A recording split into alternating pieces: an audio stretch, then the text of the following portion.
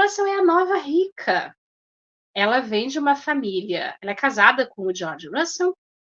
George Russell é um tycoon, ele é um mega empresário do setor de transportes nos Estados Unidos. A fortuna dele está toda ligada com as estradas de ferro e os trens dos Estados Unidos. E aí, essa imagem já está aí para que a gente possa ver, a Bertha Russell tem uma paleta de cores extremamente extravagante para a época e para os ambientes. E as roupas dela, apesar de serem baseadas em modelos históricos, muitos deles modelos tirados do que foi produzido pela Maison Worth, tem uma série de elementos extremamente modernos demais para o período. E a gente vai se dedicar a eles. Ela já aparece em cena com esse traje. Que ok, ele está dentro da proposta do período? Pô, ele está muito dentro da proposta do período. Ele é uma ótima releitura de traje histórico. Eu fiquei absolutamente apaixonada pela capa que ela está usando. Porque eu bati o olho e pensei, putz, botaram um Dolman em cena. Porque esse tipo de capa é estupidamente popular nesse período em todas as classes sociais. Mas, obviamente, que entre as mulheres ricas, elas vão ser extremamente elaboradas. Elas vão ser feitas de seda, elas vão ser forradas com peles, decoradas com peles. Dá para ser a Elsa com elas. Essa aqui é um exemplo original, 1884, do acervo do Museu Metropolitano. Mesma paleta de cores. Eu estou tentando colocar coisas da mesma paleta de cores para a gente ter uma noção, tá? Que é esse azul gelo, mas eu tenho pena de quantos gancinhos tiveram que morrer para fazer isso aqui. É bonito? É. Deve ser quentinho? Sim, mas eu escuto os bichinhos gritando no meu ouvido, gente. E aí ela tira a capa, e aí ela tá com isso. Como é que eu posso descrever isso? As mangas estão corretas, as luvas estão corretas. Eu acho que essa paleta de cores ficou absolutamente linda para a atriz, ficou suave. Porém, não existe absolutamente nenhum lugar, e eu repito, absolutamente nenhum lugar onde haja nada parecido com isso, registrado em termos de indumentária. E aí eu fiquei assim, pô, mas tem que ter um motivo para que a figurinista tenha escolhido esse traje. E aí eu comecei a ir atrás. O que a figurinista fala em várias entrevistas? Que propositalmente as roupas da Berta são extremamente modernas. As roupas dela mais parecem criações que a gente veria numa passarela de alta costura do que necessariamente peças históricas. Porque a ideia dela era que através do figurino da Berta pudesse mostrar pra gente o quanto ela é um estranho no ninho naquele universo dos engenheirados de Nova York, mas que ao mesmo tempo ela é extremamente moderna em relação àquela gente. E queria que a gente visse ela com a mesma estranheza que ela seria vista pelas famílias tradicionais.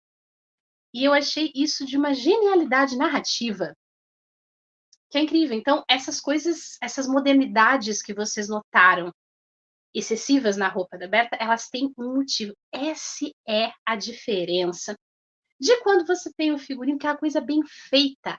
O figurino ajuda a contar a história, mas ele não é a história em si. E isso é muito importante, a gente tem que respeitar isso.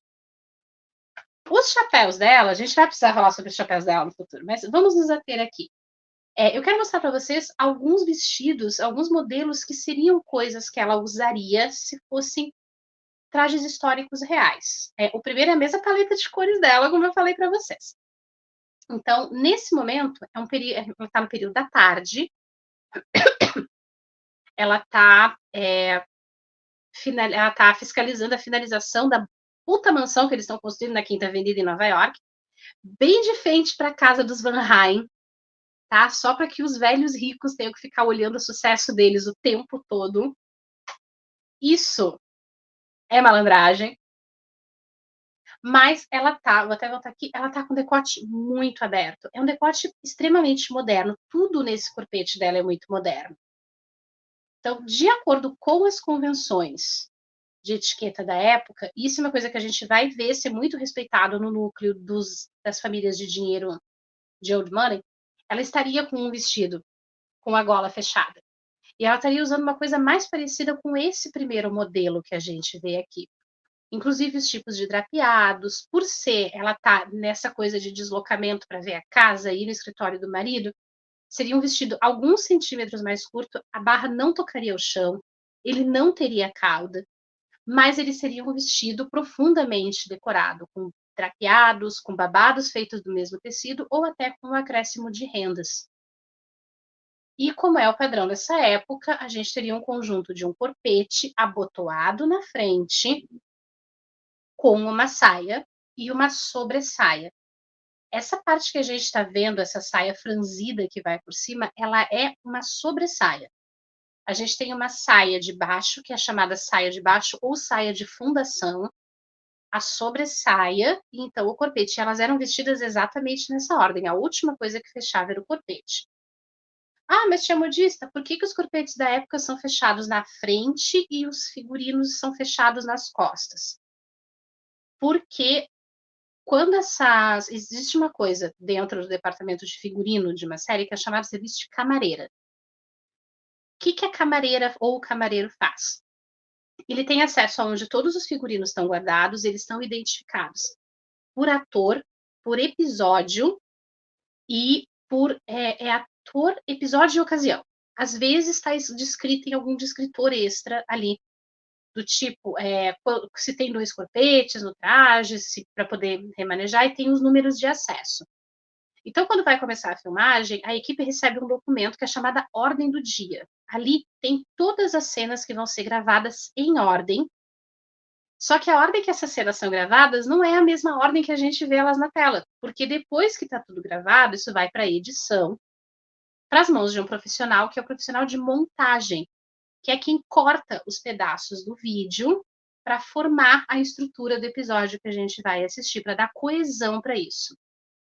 Porque uma mesma cena, ela é filmada várias vezes, de ângulos diferentes, além de ter os erros, tem coisas que na hora o diretor vê que o que está escrito no roteiro não está funcionando na prática, então muda ali na hora.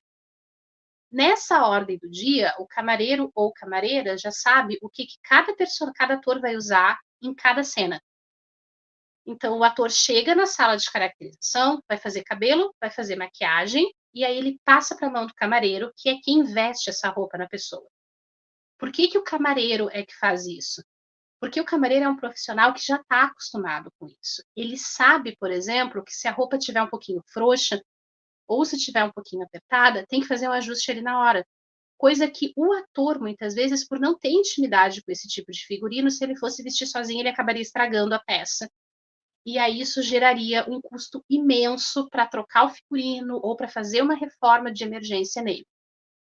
Por isso que muitas vezes a gente vê na televisão e no cinema figurinos que são fechados nas costas. É por uma questão de praticidade mesmo.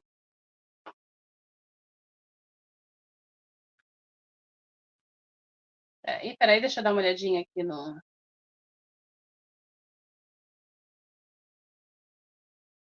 Dar uma olhadinha no nosso chat. Sim, Diogo, isso é verdade. No final da metade para o final da temporada, a atriz a Mia Kun, que faz a Berta Russell, ela ficou grávida, e aí o guarda-roupa dela inteiro teve que ser reformado. Inclusive, se vocês notarem, tem algumas cenas em que ela aparece sempre da cintura para cima.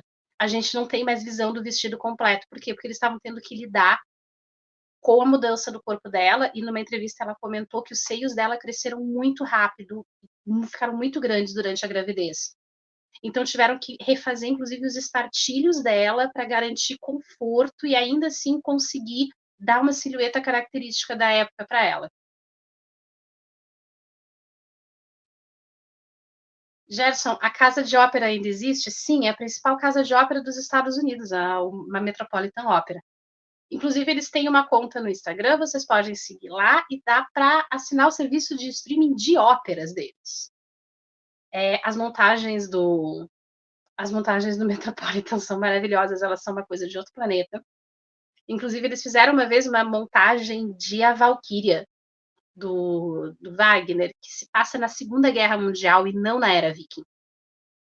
E aí você tem aquela cena da cavalgada das Valquírias, e as Valquírias estão fazendo aquele canto de guerra delas no meio da cidade sendo bombardeada, com os efeitos do bombardeio no céu. Eu fico toda arrepiada só de lembrar, é maravilhoso. Veja, eu sou muito fã de ópera, gente. Desculpa se eu pareço meio louca com isso. Ah, Reinaldo falou uma coisa muito legal. O figurino explorou bastante a assimetria nos designs dos vestidos da Bertha Russell. Sim, essas assimetrias, elas são muito características de 1885 para frente. E elas entram numa coisa que eu acho que é maravilhoso. O figurino da Berta, ele não está em 1882. O figurino dela está sempre para frente. E o núcleo do dinheiro das famílias antigas, os figurinos deles estão sempre em 1870. A tradição e a novidade. Eu achei isso de uma sacada narrativa espetacular. Vamos lá, vamos continuar falando da Berta. Olha aqui, ó. Aqui a gente tem o drapeado de bumbum da época, mas os tecidos que estão sendo usados, essa coisa muito fluida, isso aqui é um vestido que podia estar numa passarela hoje tranquilamente, para passar para gente essa sensação de modernidade. Até a maneira como o tecido é drapeado no bumbum para fazer esses puffs é muito moderno, é muito década de 1950. Essas frentes são uma coisa que lembra um pouco 1950 também, porque na verdade a gente teria umas coisas mais assim, que são tecidos que a gente vai ver em outros núcleos.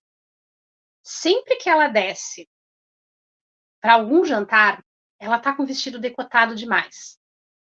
E aí eu queria mostrar para vocês esse vestido, porque isso aqui é um hobby à la transformação, um vestido de transformação, que é o famoso vestido coringa, ele é 2 em 1.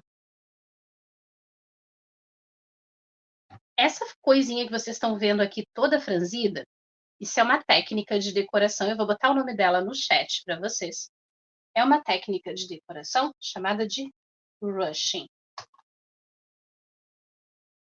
Zombie, boa noite, meu amor. Seja muito bem-vindo.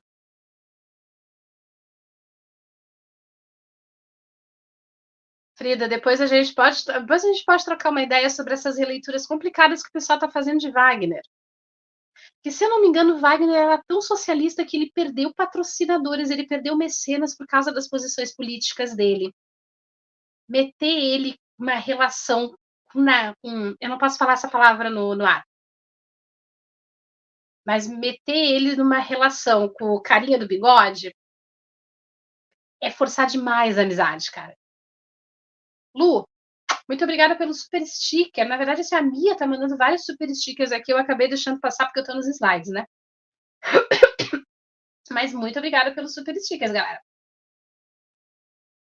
Então, essa técnica de franzido aqui, ela é chamada de ruching. Ela é uma técnica muito usada no século XVIII e ela aparece muito aqui em 1870 e 1880. E esse vestido, ele é um vestido 2 em 1. Ele tem esse tecido adamascado, que é um tecido pesado, ele dá uma solenidade.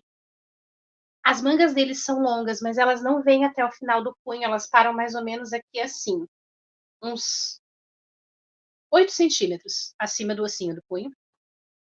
Elas têm uma aberturazinha aqui assim, o que já faz com que elas não sejam adequadas, por exemplo, para um vestido de passeio. Então, isso aqui é um vestido do dia, que poderia ser usado para receber visitas, para ficar em casa.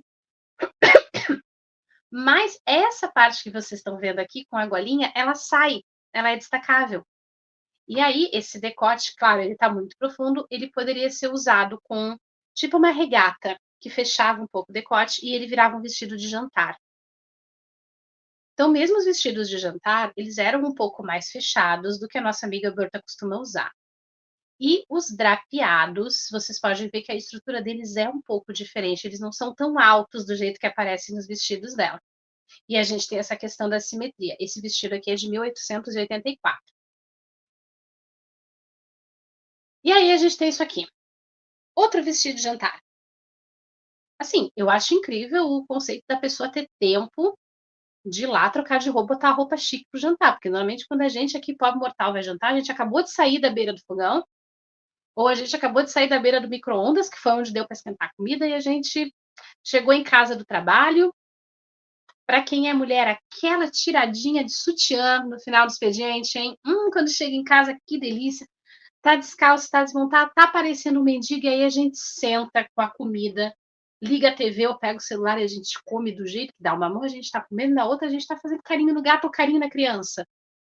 É muito chique isso aqui, né?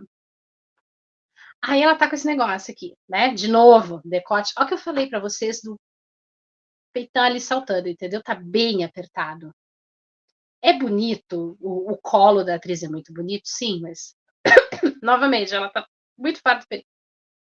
Então, assim, ó, o material totalmente transparente, esses bordados que a gente tá vendo, isso é muito vestido de madrinha de casamento moderno.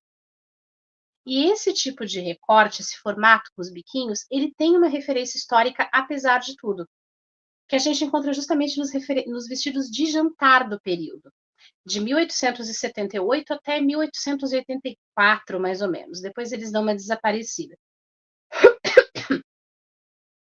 E esses recortes são muito inspirados em influências históricas, por sua vez. Isso aqui pega coisa emprestada lá do final do período medieval.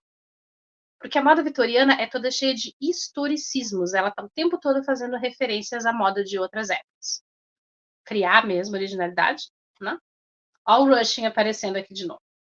E uma outra característica que é importante dos vestidos de jantar: os vestidos de jantar nunca têm as mangas completamente longas. Ou a manga deles é 3/4, uns 8 centímetros abaixo do cotovelo, ou elas são um pouquinho acima do punho.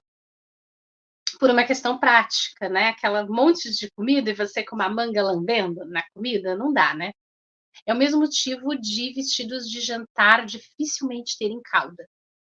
Porque por motivos de sempre ter alguém para fazer caquinha na sala de jantar. Eu seria a pessoa que faria caquinha na sala de jantar e pisaria na cauda dos outros. Como a minha família está assistindo a live na sala, eu vou fazer um pedido encarecido. Alguém pode me trazer a garrafinha d'água gelada?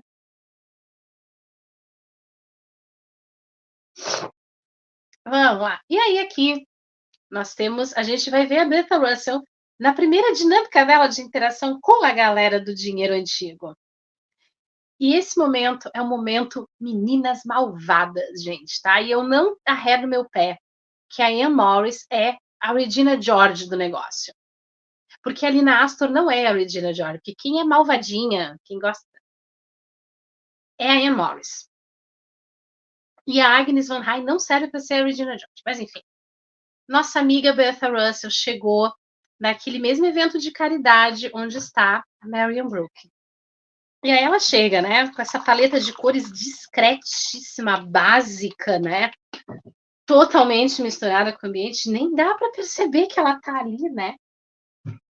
Nesses ambientes, que são os ambientes do dinheiro antigo das famílias tradicionais, as paletas de cores dela sempre estão fora. Ela não fecha com os ambientes. Mas quando ela está dentro da casa dela ou no escritório do marido, as roupas dela sempre harmonizam com as cores do ambiente. Assistam a primeira temporada de novo e prestem atenção nisso. Tem um destaque nela, mas não é um destaque de desarmonia. Aqui ela tá meio, putz, amiga, né? E precisamos falar sobre esse chapéu, gente. Que eu olhei para esse chapéu, e assim, ó, a estrutura dele tá muito bem construída, o formato dele tá ok para a época, tá perfeito para a época. Mas o material dele tá me parecendo jaqueta de inverno, aquela jaqueta cheia de gominho, a costura, é isso que tá me parecendo. A cor também não tá ajudando, né? E tem um bichinho ali. Mas antes de falar dos bichinhos, vamos falar dos chapéus. Porque, de uma forma geral, os chapéus em 1882 eles estão começando a se tornar praticamente elementos arquitetônicos. Eles estão ficando não só mais altos, mas a estrutura deles está essa coisa verticalizada, que faz parte da maneira como o traje feminino é visto nesse período. O traje feminino ele faz uma torre com o corpo da mulher nessa época. Então eles vão ficando mais altos, as abas deles vão ficando mais curtas e as decorações deles vão ficando muito para cima também. E aí que tipo de decoração que a gente vai ter? Muita pluma, muitos elementos naturais, mas também dependendo da estação do ano, vai ter flores, vai ter frutos, vai ter decorações com fitas de cetim, veludo era muito utilizado. Em 1886, esses chapéus estão bem altos, mas bem altos mesmo. E eles já não estão com tantas plumas, mas com muitas decorações, como essas fitas trabalhadas, manipuladas para criar esses elementos de decoração e muitos pássaros. E esse é o momento em que eu mudo assim. Essa cara. Vocês já viram um desenho animado antigo que tem as piadinha que o chapéu da madame vai sair voando? Então, tem um motivo de ser. Porque a década de 1880 é a década em que mais se mata pássaros na Europa e mais se cria pássaros em cativeiro com o único objetivo de empalhar esses animais para botar em chapéu. E é tudo que é tipo de passarinho que vocês imaginarem, desde um beija-flor pequenininho até uns pássaros grandes, inclusive eu não botei aqui porque eu acho meio chocante a imagem. Mas tem um chapéu da década de 1870? Não, 1880, 1890, que o pássaro não só foi empalhado, ele foi torcido para ficar com o formato de um laço. É um negócio muito grotesco, gente. Então caçava-se muito, criava os bichinhos só para isso. Mas algumas mulheres também optavam por usar esses elementos de fitas só manipulados e drapeados de maneira a lembrar as asas dos pássaros, por N motivos, porque era um trabalho muito caro e tinha que ser muito bem feito o empalhamento para que o bicho não apodrecesse no chapéu. E as plumas também ainda vão ser uma coisa muito presente durante toda a década, sempre combinados com fitas e com rendas. Tudo muito escultural. Então, nesse sentido, os chapéus, esse chapéu cinza da Berkeley Especial, ele está muito dentro daquilo que vai ser o 1880, aquilo que vai ser de 1885 para frente, reforçando a ideia que eu tenho de que a roupa dela está sempre colocando ela na frente da própria época que está sendo retratada. Porque, de uma certa forma, é isso que ela representa. Ela representa o futuro que vai assolar Nova York nos próximos anos. Aqui a gente tem um. Esse aqui tá ajeitadinho, o passarinho, tá? E assim, ó, é um inferno de fazer a conservação desse museu, porque é material orgânico. É um bicho que tá ali, tem que conservar. Mas, enfim. A mesma paleta de cores que a gente tá vendo nessa cena aqui, a gente vai ver com muita frequência, que é a combinação desse azul gelo com alguma coisa amarelada. Ela usa isso com muita frequência. É um amarelo que puxa para dourado. Não sei se a intenção era representar dinheiro e riqueza, de fato, mas eu acho que é uma paleta que funciona para atriz. Aliás, curiosidade, essa atriz não é morena, essa atriz é estupidamente loira. Nas entrevistas dela, fora do personagem, se tu cruzar com ela na rua, tu não reconhece ela. Por causa do cabelo dela pintado e dos apliques que foram usados nela na série. E aí a gente tem o último vestido de jantar dela que eu quero mostrar para vocês, e isso aqui. Porque o Garibaldo da Vila Sésamo tá pedindo as penas de volta. Meu Deus do céu.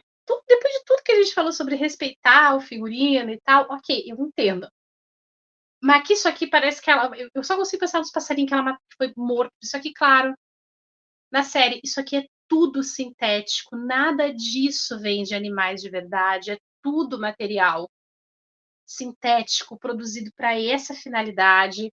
Mas, novamente, isso aqui é mais alta costura do que um traje histórico e tá tudo bem, mas ainda assim, eu acho que é o Garibaldi. E eu queria mostrar para vocês também esta roupa que ela veste, que é um dressing gown. Vou colocar o nome dele lá no chat para nós. Vamos fixar isso aqui no chat. Um dressing gown. O dressing gown é um hobby, gente.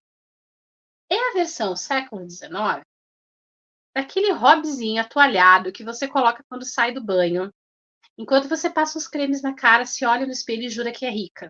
Talvez eu tenha falado um pouco pessoalmente demais sobre isso.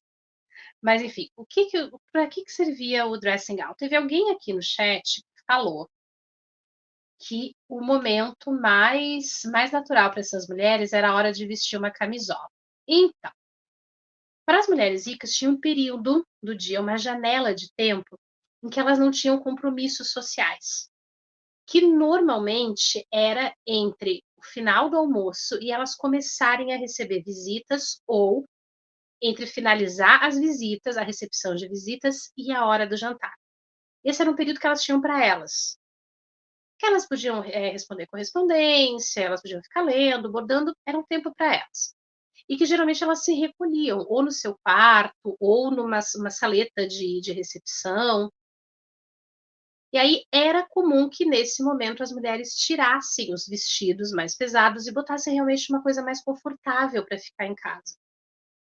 É, é realmente uma roupa mais de ficar em casa. Esse vestido dressing gown, ele jamais seria visto por alguém que não fosse da família. E em termos de criados, só quem veria a mulher com o dressing gown seria a criada pessoal dela, a criada de parto, a chambermaid, como se chamava, ou lady's maid, que é a criada da lady. Então, esse vestido, ele era um vestido que a mulher podia tirar o espartilho, ela podia ficar só com a roupa de baixo, era para ficar mais confortável mesmo, para se preparar, porque ela teria mais uma maratona de eventos sociais depois que terminasse esse período. Esse dressing gown dela, ele tá estupidamente moderno, como todo o restante do traje dela, mas a gente consegue ver os elementos históricos dele. Apesar de ter elementos históricos, é o tipo de coisa que facilmente eu usaria. Eu usaria? Na real, ele é bem fácil de fazer. Depois vocês me contam nos comentários se vocês tancam a gente fazer. Eu fazia um videozinho fazendo um vestido, fazendo esse dressing gown dela numa versão mais baratinha com tecidos modernos, só pra ficar em casa e fingir que eu sou rica. De onde é que vem a inspiração para o dressing gown dela? Claramente vem dos vestidos de chá da década de 1890, porque os vestidos de chá de 1880 não tinham essa forma. E aí, se você vou até voltar no slide, ó, para a gente olhar bem o formato dele, o formato das mangas, as preguinhas nas costas, e o que a gente tem nos originais históricos. Esses desenhos que eu mostro para vocês são todos gravuras das revistas de moda da época, não são gravuras atuais. Então, elas representam bem o que eram os estilos que serviam de referência para a moda da época. Essas preguinhas que a gente está vendo aqui, elas são mais uma referência que a era vitoriana pega do século XVIII. São as mesmas preguinhas que a gente vê no Robe à la Française. A gente já tem vídeos especificamente sobre o Robe à la Française aqui no canal, em que a gente fala sobre todos os detalhes dele. Porém, em 1882, os dressing gowns eram assim, eles eram mais fechados, abotoados na frente, não tinham a gola tão alta, mas o decote era mais fechadinho. A gente vê as pregas do século XVIII, a gente vê a cauda, já é um pouco diferente do que ela teria, mas serviu para a estrutura narrativa. E, meu Deus do céu, eu sei que esse casal não vai se manter inabalado por muito tempo na segunda temporada. Mas, gente, eu acho magnífico. É muito bom ter na ficção histórica um casal em que eles estão dispostos a derrubar quem eles tiverem que derrubar um pelo sucesso do outro. O que o George Russell faz no Bazar de Caridade, simplesmente porque destrataram e humilharam a mulher dele, é maravilhoso. E tudo que ela faz para proteger ele quando estoura o negócio o rolê lá do acidente a partir do 5º episódio, é maravilhoso. Isso aqui é um casalzão da porra, apesar de uma certa tentativa de intromissão, né? Sem spoilers. E aí a gente tem este vestido. E aí, esse vestido que ela usa para uma recepção foi a confirmação, para mim, da teoria de que todas as roupas dela estão para frente de 1882 para representar a modernidade. Porque a silhueta desse traje dela não é uma silhueta de 1880. Primeiro que assim, ó, olha essa cauda. Tá? Essa cauda poderia facilmente estar no vestido de uma drag fazendo uma performance, mas com certeza poderia, inclusive eu ia querer muito assistir. Mas antes que vocês achem que essas flores são exagero, queridos, isso é um vestido de baile de 1880 e poucos. Essas flores que vocês estão vendo aqui, ou são flores feitas de tecido, ou são flores feitas de papel. Nos ateliês de chapelaria, existiam profissionais especializados em fazer essas flores de papel e flores de tecido para ficar com um aspecto extremamente natural. E essas profissionais eram extremamente especializadas e faziam um trabalho que era muito valorizado e muito procurado. Então, esse aqui seria o vestido de baile que a gente esperaria, ou uma recepção ousada, que a gente esperaria dela nos anos 1880. Mas os vestidos dela estão muito mais parecidos com isso aqui. Isso aqui é o vestido da Maison Worth, isso aqui é 1890.